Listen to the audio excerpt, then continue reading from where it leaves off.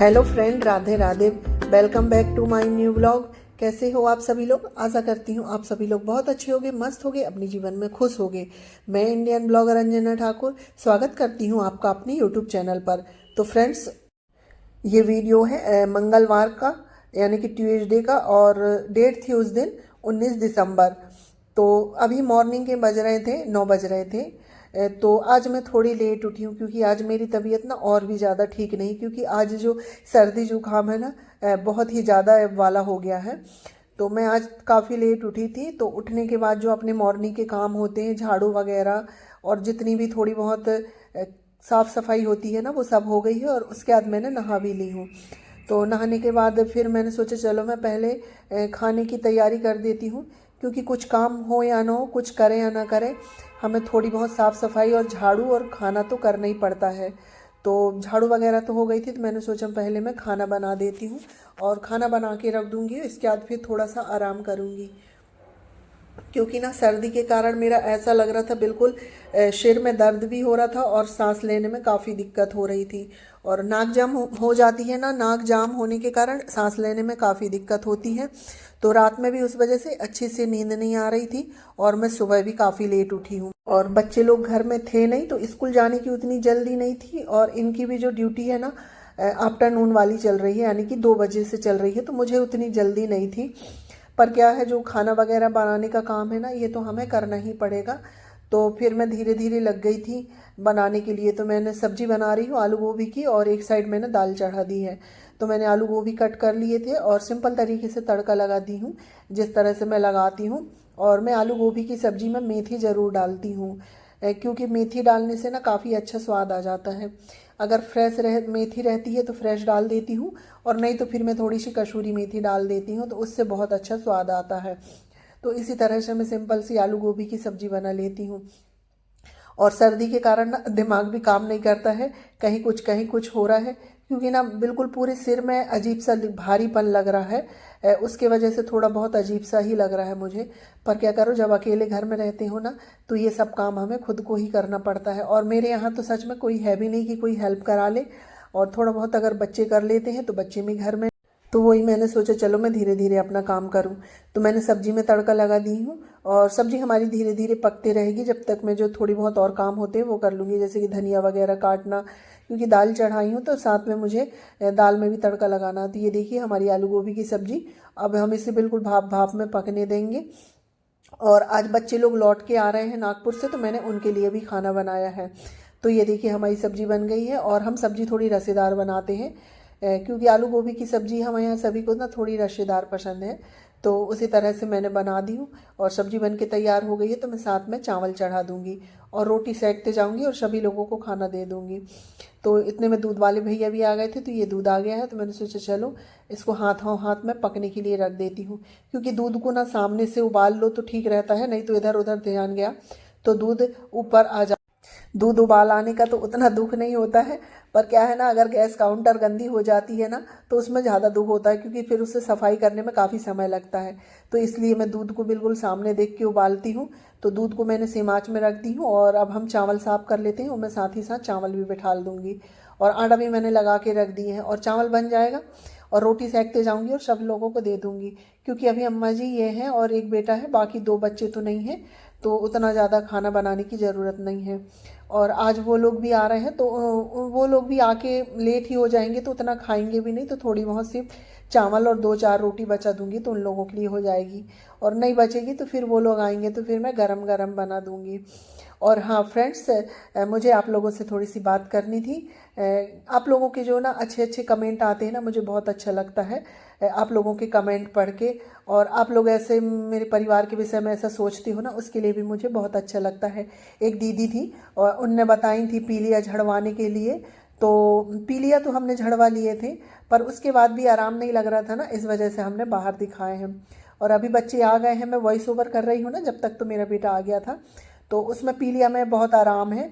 और जो बाहर नागपुर की जो रिपोर्ट आई है ना, वो नॉर्मल है, यानी कि ज़्यादा पीलिया नहीं है, कम है। और अगर यहीं पर टेस्ट हुआ था ना, तो उसमें पता नहीं थोड़ी सी रिपोर्ट गड़बड़ आ गई थी, इस वजह से हम लोग थोड़ा, पर अब सब ठीक है, क्योंकि ये जो नागपुर की रिपोर्ट हुई थी ना, वहाँ पर ब्लड टेस्ट हुआ था, तो उसमें ज़्यादा नहीं है, यानी कि सब ठीक है, उतनी घबराने वाली बात नहीं है। तो इसलिए, और यहाँ पर उतने अच्छे से शायद जांच नहीं हुई होगी, और यहाँ उतने बड़े डॉक्टर नहीं हैं, बड़ी बड़ी मशीनें नहीं हैं, तो उस वजह से थोड़ी सी रिपोर्ट में गड़बड़ी आ गई थी। तो मुझे बहुत अच्छा लगा कि दीदी आपने मुझे ये सलाह दी, उसके लिए बहुत ज़्यादा धन्यवाद और शुक्रिया। कि आप लोग ऐसे ही हमेशा अपना प्यार बनाए रखिएगा, और आप लोग कमेंट करते हो ना, मुझे बहुत अच्छा लगता है। इसके लिए आप मेरे परिवार के बारे में सोचते हो, उसके लिए बहुत बहुत शुक्रिया। तो चलिए, आप लोगों से बातें करते करते मेरा काफ़ी काम हो गया है, तो मैंने डस्टिंग वगैरह भी कर ली हूँ थोड़ी बहुत, क्योंकि हमारा जी चले या ना चले यार, घर की सफाई तो हमें करना ही पड़ता है। और मेरी एक बहुत ख़राब आदत है, मेरी कितनी भी तबीयत ख़राब हो, मुझे घर गंदा ना बिल्कुल अच्छा नहीं लगता। अगर कुछ भी चीज़ फैला हुआ रहता है ना, तो मुझे बिल्कुल अच्छा नहीं लगता है, और मैं इसी की वजह से अपने घर में डांट खाती रहती हूँ। सभी लोग बोलते हैं कि जब तबीयत ठीक नहीं रहती है तो घर को क्यों भिड़े रहती हो काम में, पर क्या करूँ, मेरे को ये बीमारी सी है कि मुझे घर गंदा बिल्कुल अच्छा नहीं लगता। अगर कुछ भी फैला हुआ रहता है तो मुझे बहुत अगवाकाहट सी लगती है, और फिर मुझे वहाँ बैठने की इच्छा नहीं होती है। मैं कितनी भी बीमार रहूँ, मैं थोड़ा बहुत अपने घर को समेट के और साफ़ सुथरा ही रखती हूँ। तो ये आदत किस किस में है, मुझे कमेंट करके ज़रूर बताइए।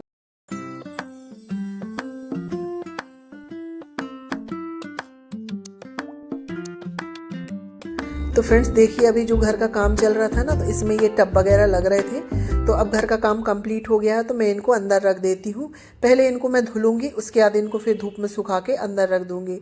तो मैं इनको अंदर रसोई में ही धुलूंगी, तो इसलिए मैं उनको रसोई में रख देती हूँ। इसके बाद सब लोगों का खाना पीना हो गया था, और मैंने बर्तन वगैरह भी क्लीन कर लिए हैं, और गैस काउंटर भी क्लीन कर लिए हैं।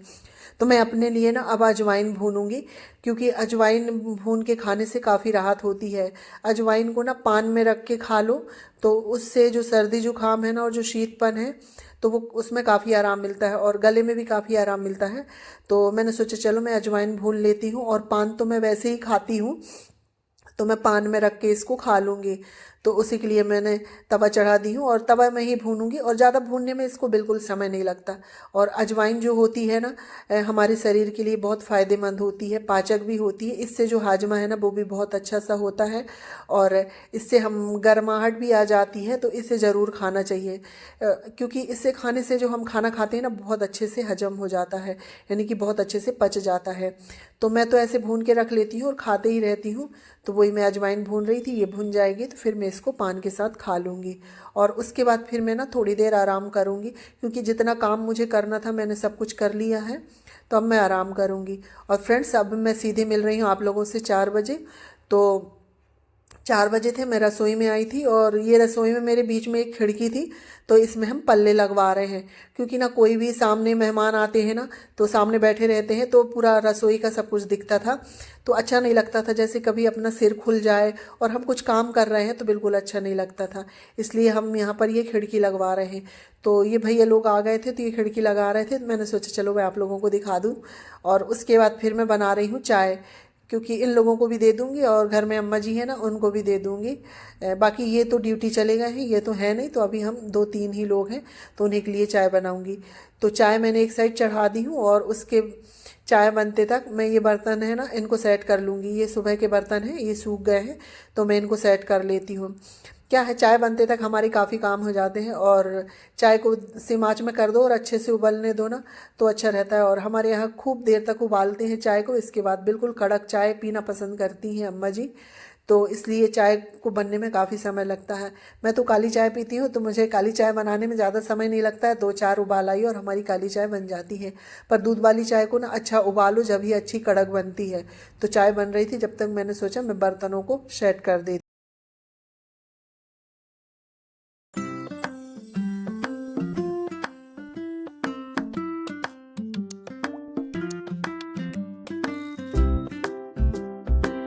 तो फ्रेंड्स, मेरी चाय में उबाल आ गई है, और मैंने क्या है ना, एक साथ दोनों पतीले में चाय चढ़ा दी है, क्योंकि इससे ना हमारी चाय जल्दी बन जाएगी। क्योंकि भैया लोगों का काम बस होने ही वाला है, फिर वो लोग चले जाएंगे, तो मैंने सोचा चलो मैं अलग अलग चाय बना लेती हूँ, तो इससे मेरा काम जल्दी हो जाएगा। तो मैंने अपने लिए ब्लैक वाली रख दी यानी काली चाय, और दूसरी गैस में दूध वाली चाय। तो चाय में उबाल आ गई है, तो इसके बाद फिर मैं अदरक किस के डाल देती हूँ, क्योंकि ना दूध वाली चाय में ना उबाल आ जाए उसके बाद ही अदरक डालो तो ठीक रहता है। नहीं तो क्या है ना, कभी कभी अदरक डालने से जो दूध वाली चाय होती है ना वो फट जाती है। तो मैं उबाल आ जाते ही उसके बाद ही अदरक डालती हूँ।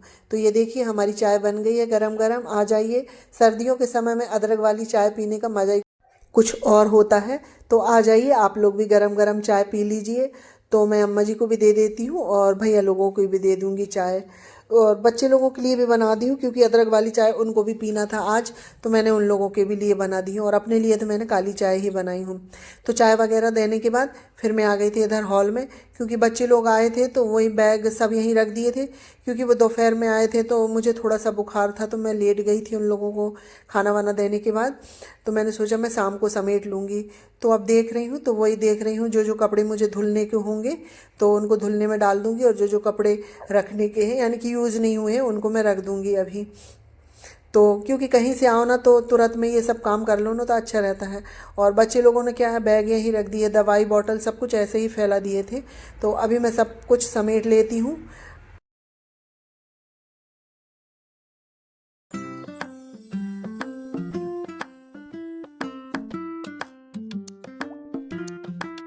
और ना फ्रेंड्स, ये देखिए बच्चे लोगों ने पूरा सब कुछ ऐसे ही रख दिए हैं, बॉटल वगैरह, दवाई की पॉलीथीन, सब कुछ ऐसे ही रख दिए। तो अब मैं सब कुछ को उठा के बिल्कुल सेट कर दूंगी, क्योंकि बहुत फैला फैला लग रहा है, और फिर ज़्यादा फैला हुआ घर तो मुझे बिल्कुल नहीं पसंद है।